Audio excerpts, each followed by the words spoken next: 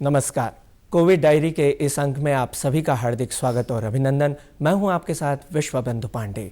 आज बुधवार 13 मई को उत्तराखंड मंत्रिमंडल की बैठक समाप्ति के बाद शासकीय प्रवक्ता मदन कौशिक ने प्रेस वार्ता कर कैबिनेट निर्णयों की जानकारी दी। देखिए ये रिपोर्ट।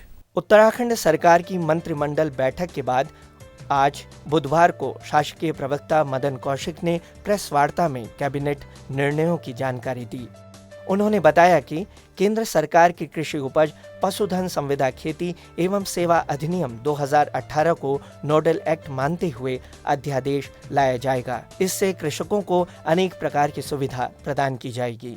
मंत्री मदन कौशिक ने बताया, बॉयलर अधिनियम 1923 के तहत बॉयलर जांच की छूट सीमा अप्रैल से जून तक 3 माह के लिए बढ़ाई गई है।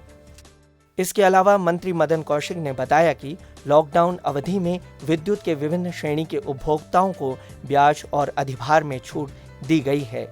उद्योगों से लिया जाने वाला विद्युत कर फिक्स्ड चार्ज 3 माह के लिए स्थगित किया गया है। इस अवधि पर फिक्स्ड डिमांड चार्ज पर ब्याज नहीं लगेगा। मंत्री मदन कौशिक ने बताया कि हेल्थ विभाग में जिला और निदेशालय स्तर के लिपिक वर्ग को एक संवर्ग माना गया। इससे अनेक प्रमोशन में आने वाली अड़चन दूर होगी। कैबिनेट में देश के प्रधानमंत्री आदरणीय नरेंद्र मोदी जी को उत्तराखंड की जनता की ओर से उत्तराखंड सरकार ने बहुत ही धन्यवाद दिया है कि एक बहुत बड़ा पैकेज, इतने बड़े पैकेज की डिमांड जितने हमारे औद्योगिक संगठन के संस्थान हैं काम करने वाले, चाहे वो सीआई हो और चाहे वो अन्य संस्थान जो काम करते हैं, उन्होंने भी नहीं डिमांड की थी। तो इतना बड़ा हमें पैकेज दिया है पूरे भारत को, इसके लिए प्रधानमंत्री जी को हमने धन्यवाद दिया है। और निश्चित रूप से अभी उस पैकेज के विभिन्न आयाम विभिन्न विभागों के माध्यम से गाइडलाइन आज से जारी हो गई है।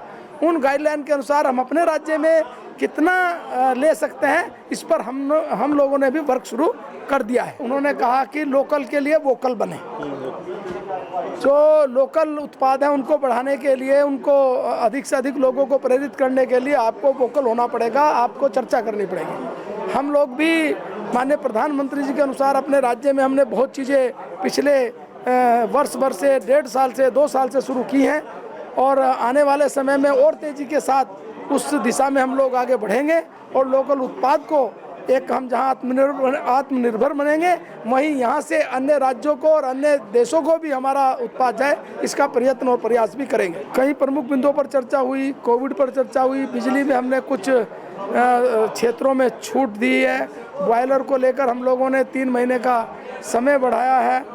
तो इस प्रकार से एक हम नियमावली लाए हैं। स्वास्थ्य विभाग के जो क्लरिकल लोग हैं, लिपिकीय हैं, जो हमारे जिलों में और निदेशालय के लोगों की उनकी जो एक दोनों एकीकरण करने के लिए, उसके लिए हमने आज चर्चा की है। तो इस प्रकार से प्रमुख बिंदु थे। भारत सरकार और अन्य राज्यों के जो अपने संसाधनों से और अन्य प्रकार से होता, उसमें मोटा मोटा अभी जो हमें नज़र आ रहा कि वर्ष भर में हम 7,000 करोड़ के लगभग ऐसा जो कम मिलेगा, लेकिन हम अभी शुरुआत, हमारी आर्थिक गतिविधि शुरू हुई है, उसको हम कितना कम लाएंगे, कैसे करेंगे, अभी उस पर विस्तृत चर्चा हमारी होनी बाकी है। अभी 2 कमेटी बनाई थी, उनमें से एक कमेटी की रिपोर्ट आज आ गई है, एक कमेटी की रिपोर्ट भी आ जाएगी। उसके आधार पर फिर हम आकलन करेंगे और फिर कैसे पूरा करेंगे, कितना होगा, वो मैं विस्तृत रूप से बताऊंगा। केदार घाटी के ऊखीमठ ब्लॉक के गांव तरसाली के ग्रामीण विकास के इस दौर में भी सड़क के लिए संघर्षरत हैं।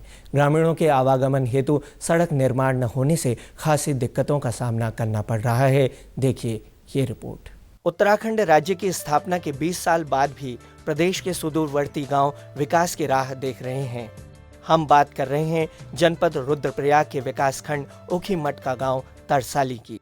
ग्राम पंचायत बड़ासू का राजस्व गांव तरसाली फाटा से लगभग 3 किलोमीटर दूर एक पहाड़ी पर बसा है। स्थानीय लोगों का कहना है कि वैसे तो उन्हें किसी भी बात की कोई कमी नहीं है, लेकिन गांव से मुख्य बाजार के बीच सड़क न होने के कारण वे आज भी खुद को मुख्य धारा से नहीं जोड़ सके। वे दुर्गम पहाड़ी चट्टानों और जंगलों के बीच खड़ी चढ़ाई चढ़ने को मजबूर हैं। साल 2013 की आपदा में इस गांव को जाने वाला पैदल मार्ग भी ध्वस्त हो गया था। यह सड़क तब से आज तक न तो बन पाई है, न ही इसकी कोई मरम्मत की गई है। लिहाजा लोगों को अपनी जान हथेली पर रखकर आवागमन करना पड़ता है। मोटर मार्ग के विषय में बोल रही हूँ, क्योंकि हमारी फाइल जो है 2 सालों से शासन के पास पड़ी है, अभी तक उस पर कोई सुनवाई नहीं हो रही है। हमारी बार बार यही प्रार्थना है सरकार से कि हमारी फाइल को संशोधित दीजिए, और हमने अनेक बार इस पे आंदोलन भी किया है और वो संघर्ष भी किया है, पर सरकार ने कुछ भी सुनवाई नहीं की। मेरा सरकार से यही निवेदन है कि आप हमारी फाइल को संशोधित दीजिए। यहाँ पे जो है सबसे बड़ी समस्या हमारे गांव में रोड की है, क्योंकि रोड नहीं है तो कोई विकास नहीं है, और रोड हो जाए तो पलायन भी रुक जाता है। लेकिन रोड की बड़ी समस्या कई 2 साल से लगातार कार्रवाइयाँ चल रही हैं, लेकिन फाइलें सारी शासन और प्रशासन के पास ऐसे ही पड़ी हुई हैं। उन पर अभी कोई सुचारू रूप से संस्तुति नहीं दी गई है, जबकि केंद्र और राज्य में बहुमत वाली सरकार है। जब इस समय में रोड नहीं बनी है तरसाली के लिए, तो आने वाले समय में कह रहे हैं गठबंधन हुआ, गठबंधन में कहाँ से बनेगी सड़क। उम्मीद है कि गांव वालों की सड़क की यह मांग जल्द पूरी हो सके, ताकि वह भी खुद को मुख्य धारा से जोड़कर अपने भविष्य को और अधिक बेहतर संवार सकें। हमें बार बार प्रशासन से यह निवेदन किया है कि हमारा गांव जो है ग्राम सभा बड़ासू के अंतर्गत कोस्ट तरसाली में पड़ता है। हमारा गांव रोड से काफ़ी बैक साइड है, हमें आने जाने में बहुत असुविधा है। हम बुजुर्ग महिलाएं बाजार जाने में अति परेशानी झेलती हैं, हमें आने जाने की कोई सुविधा नहीं है। हमने सरकार से बार बार यह रिक्वेस्ट की है कि हमारी जो फाइलें 2 साल से सरकार के पास पड़ी हैं उन पे कोई पैरवी नहीं हो रही है। हम सरकार से यह निवेदन करते हैं कि हमारी फाइलें अति शीघ्र हमें सूचना की जाए कि हमारे ग्राम तरसाली में भी कोई योजना लागू है। हम सरकार से यह कहते हैं कि हमारे ग्राम तरसाली में रोड आना अति आवश्यक है, क्योंकि हमारे बच्चे जब स्कूल जाते हैं, स्कूल से घर देर में लौटते हैं, हमें बहुत परेशानी होती। हमने कई बार सड़क के लिए आगे मांग की है। यहाँ कई दिक्कतों का सामना करना पड़ता है। हमें जंगल का रास्ता है, 4 किलोमीटर स्कूल जाना पड़ता है, और यहाँ काफ़ी साग सब्जियाँ होती है। महिलाओं के लिए काफ़ी दिक्कत होती है, जैसे प्रसव वाली महिला हो गई, बुजुर्ग लोग हो गए, कभी किसी की तबीयत खराब होती है, राशन पानी की दिक्कत, काफ़ी दिक्कतें होती है। यहाँ स्कूल जाने के लिए जंगली जानवरों का सामना करके स्कूल जाना पड़ता है। हमने काफ़ी बार सड़क के लिए मांग की है। त्रिवेंद्र सिंह रावत जी से हमारा निवेदन है कि हमारी सड़क की मांग को पूरी करने की कृपा कीजिए। कोरोना महामारी से मुकाबला करने और इसके रोकथाम के लिए केंद्र और राज्य सरकारें हर मुमकिन कोशिश कर रही हैं। इसके साथ ही कुछ झूठी खबरें जनसामान्य को गुमराह कर रही हैं। आइए देखते हैं ऐसी ही कुछ अफवाहों पर ये रिपोर्ट। कोरोना महामारी के दौरान इन दिनों सोशल मीडिया पर अफवाहों और झूठी खबरों की भरमार देखने को मिल रही है। ऐसे में हमारा आपसे निवेदन है कि इन सभी खबरों की पुष्टि करने के बाद ही उन पर विश्वास करें। एक व्हाट्सएप मैसेज में यह दावा किया गया है कि सरकार कोविड-19 के दौरान जारी किए गए प्रतिबंधों में ढील देने जा रही है।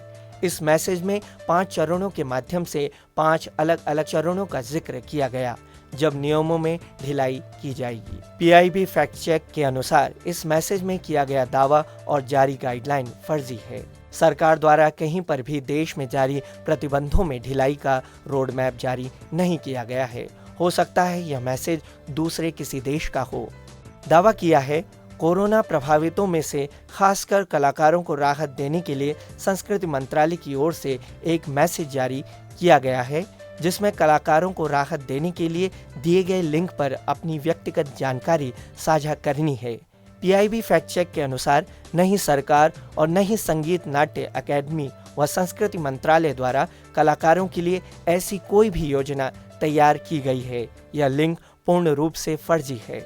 एक मैसेज में एक न्यूज़ चैनल के नाम के साथ यह दावा किया गया है कि केंद्र सरकार द्वारा केंद्रीय कर्मचारियों के वेतन में से 30% की कटौती कर रही है, जिससे ग्रेड D और संविदा पर काम करने वालों को रियायत दी गई है। PIB फैक्ट चेक के अनुसार यह मैसेज भी पूरी तरह फर्जी है। केंद्र सरकार द्वारा ऐसा कोई भी नियम जारी नहीं किया गया है जिससे केंद्रीय कर्मचारियों के वेतन की कटौती के संबंध में जानकारी दी गई है। कोरोना की जंग को किस तरह हमारे कोरोना वॉरियर्स लड़ रहे हैं और बचाव के लिए हर संभव प्रयास द्वारा लोगों की सेवा में जुड़े हैं, इसी पर आधारित गीत जज्बा को प्रसिद्ध गायक जुबिन नौटियाल ने अपनी आवाज़ दी है। देखिए हमारी ये रिपोर्ट। मुख्यमंत्री त्रिवेंद्र सिंह रावत ने एसपी क्राइम देहरादून लोकजीत सिंह द्वारा लिखित गीत जज्बा का विमोचन किया। इस गीत को प्रसिद्ध गायक जुबिन नौटियाल ने गाया है। इस गीत में यह दिखाया गया है कि किस तरह देहरादून पुलिस दिन रात कोरोना के बचाव के प्रयास में जुटी है। जिंदगी ने बदले हालात, दिल में उठते हैं जज्बात, हम ही आगे आए जुड़ती ये हमसे आस, बस्तियां दर्द समंदर, हर तरफ एक समंजर, इम्तिहान आज यही हर दर पे पहुंचिया, हथकड़ी छोड़ी आज दाना पानी के साथ, थामने सबका चले हाथ, फर्ज पर आई है बात, तो क्या दिन और क्या रात, जज्बा देखेगी मेरा कायनात।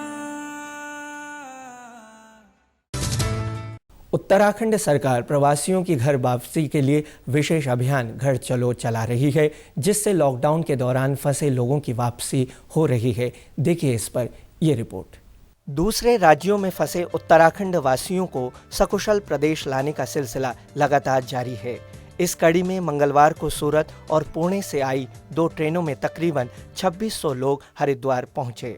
राज्य सरकार के विशेष प्रयासों से कुमाऊं मंडल के कोविड-19 लॉकडाउन के कारण फंसे 1200 यात्रियों को सूरत गुजरात से लेकर एक विशेष ट्रेन काठगोदाम पहुंची। इस दौरान पुलिस व प्रशासनिक अधिकारियों द्वारा यात्रियों की लाइन लगवाकर सोशल डिस्टेंसिंग का पालन कराया गया। सूरत से हरिद्वार ट्रेन से रवाना होने से पूर्व यात्रियों का सूरत में भी मेडिकल परीक्षण किया गया। आपको बता दें कि सूरत से आई इस विशेष ट्रेन में 1200 यात्री सवार थे, जिसमें से अल्मोड़ा जनपद के 123, बागेश्वर के 291, चंपावत के 6, पिथौरागढ़ के 254, उधम सिंह नगर के 16 और नैनीताल जनपद के 510 यात्रियों को सकुशल काठगोदाम रेलवे स्टेशन लाया गया, जहां से वे सभी अपने घरों के लिए रवाना किए गए। उत्तराखंड में कोविड-19 की ताज़ा स्थिति पर अपडेट को लेकर सचिव उत्तराखंड सरकार शैलेश बगोली ने प्रेस वार्ता कर मौजूदा जानकारी दी। देखिए ये रिपोर्ट। आप सभी लोगों को बहुत बहुत नमस्कार। आज कोविड के बारे में जो हेल्थ डिपार्टमेंट जो इन्फॉर्मेशन देता है वो तो सभी को पता ही है। वो बुलेटिन जारी हमारा हर शाम को होता है, वो सभी आप सब लोगों को प्राप्त होता होगा।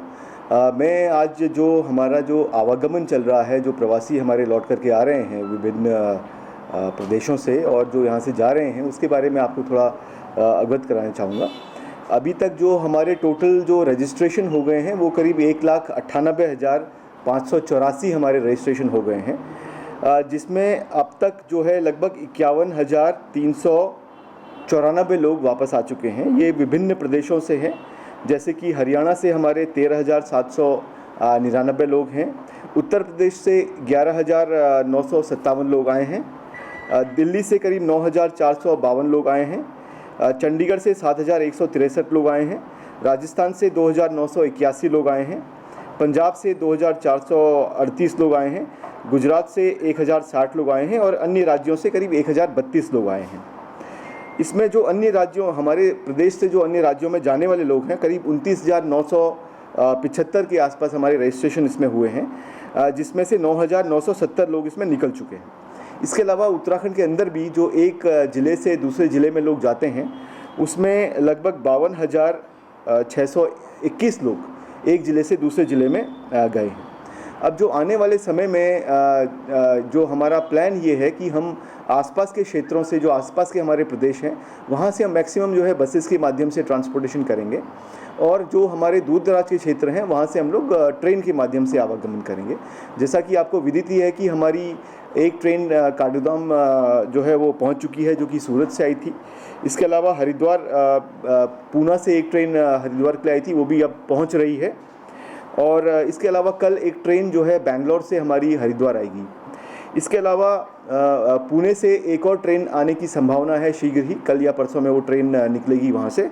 और इसके अलावा हम लोग जयपुर में हमारे करीब 2,500 से 3,000 लोग हैं वहाँ पर, तो उनको लेने के लिए हम लोग 2 ट्रेन का हमने रिक्वेस्ट किया हुआ है। जल्दी वो भी ट्रेन आने की संभावना है। इसके अलावा पंजाब से भी हमने रिक्वेस्ट किया है ट्रेन के लिए, चेन्नई से हमने ट्रेन के लिए रिक्वेस्ट किया है, केरला और लखनऊ से भी हम लोगों ने ट्रेन के लिए रिक्वेस्ट किया है। इसके अलावा एक गोवा से भी हमने ट्रेन के लिए रिक्वेस्ट किया है, जिसके बारे में हम उन प्रदेशों से बात कर रहे हैं और रेलवेज़ के साथ बात कर रहे हैं। इसमें हमारे जो यात्री हैं उनको कोई टिकट का पैसा ना देना पड़े, इसके लिए राज्य सरकार की तरफ से 1 करोड़ रुपए रेलवे के अकाउंट में हमने पहले से जमा करा दिया है। और इसके अलावा गुजरात, तेलंगाना, मैंने बताया था आपको, हैदराबाद से भी हमने रिक्वेस्ट भेजा हुआ है। और राजस्थान से लगभग 1200 लोग जो हैं विभिन्न बसों के माध्यम से भी प्रदेश में आवागमन कर रहे हैं।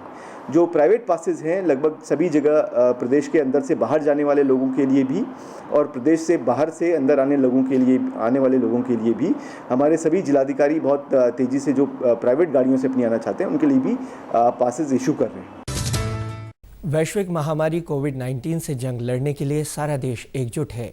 उत्तराखंड सरकार सजगता के साथ कोरोना से मुकाबला करने हेतु आवश्यक कदम उठा रही है। लॉकडाउन के दौरान विधानसभा में स्थापित कंट्रोल रूम में कार्यरत अधिकारियों के साथ विधानसभा अध्यक्ष प्रेमचंद अग्रवाल ने बैठक की और मौजूदा स्थिति का जायजा लिया। देखिए ये रिपोर्ट। वैश्विक महामारी कोविड-19 का मुकाबला करने के लिए और देश में जारी लॉकडाउन के दौरान उत्तराखंड विधानसभा अध्यक्ष श्री प्रेमचंद अग्रवाल ने विधानसभा में स्थापित कंट्रोल रूम में कार्यरत अधिकारियों के साथ बैठक की। इस दौरान श्री अग्रवाल ने कोविड-19 से संबंधित विभिन्न राज्यों और उत्तराखंड राज्य के विधायकों से प्राप्त समस्याओं और उनके निराकरण से संबंधित विषयों पर अधिकारियों के संग समीक्षा की। आपको बता दें कि कोविड-19 महामारी की रोकथाम को लेकर जारी लॉकडाउन में विधानसभा परिसर में लोकसभा अध्यक्ष के निर्देश पर 23 अप्रैल को कंट्रोल रूम स्थापित किया गया था। इस कंट्रोल रूम का उद्देश्य विधानसभा सदस्यों की उनके क्षेत्रों से संबंधित समस्याओं का समाधान करना है। 23 अप्रैल से हमने अपनी विधानसभा में कंट्रोल रूम स्थापित किया था और जहाँ तक मैं आज सभी अधिकारियों के साथ बैठा हुआ, मैं संतुष्ट इस बात को लेके कि अधिकांश जो माननीय सदस्यों द्वारा, जो हमारे उत्तराखंड के माननीय विधायक हैं, उनके द्वारा जो भी उस दौरान समस्याओं का हमारे को प्राप्त हुई वो लगभग 34 थी। और ऐसी जो विभिन्न राज्यों से, अन्य राज्यों से हमारे पास जो समस्याएं इस प्रकार की आई वो लगभग 7 थी। और उसमें जिस प्रकार से संबंधित अधिकारियों को हमारे कंट्रोल रूम के द्वारा भेजा गया, व्यक्तिगत तौर पे आग्रह भी किया गया, मुख्य सचिव, अन्य अधिकारियों को, नोडल अधिकारियों को उनको बार बार उनको भेजा भी गया और उसके सकारात्मक परिणाम भी निकले और अधिकांश लोगों को उससे राहत मिली है। और मुझे खुशी है इस बात की, जो माननीय लोकसभा अध्यक्ष जी ने अपेक्षा हमारे से की थी उसी अपेक्षा के अनुसार हमने ये काम किया। और ये सारे जितनी भी हमारे पास समस्या आई वो हम लोकसभा के कंट्रोल रूम को भी भेजते थे। यानी कि जो भी समस्या आज हमारे पास हैं वो लगभग जो पेंडिंग भी है, मुझे लगता है जिस प्रकार सरकार आज सभी बाहर से अपने उत्तराखंड के प्रवासियों को लाने का काम शुरू किया है, तो ये उसमें कहीं ना कहीं शामिल हो जाएंगी और ये सभी समस्याएं लगभग ये समाप्त हो जाएंगी। तो कोविड डायरी के इस अंक में मेरे साथ इतना ही, लेकिन चलते चलते बता दूं कि अब आप भी हमारे इस कार्यक्रम से जुड़ सकते हैं। आपके आसपास घटने वाली घटना अगर वो जनता से सरोकार रखती है तो आप हम तक उसे ईमेल या व्हाट्सएप के माध्यम से पहुंचा सकते हैं। इसके लिए आप हमारा ईमेल नोट कर लीजिए hopddun@gmail.com। हमारा व्हाट्सएप नंबर है 9634377639। नमस्कार।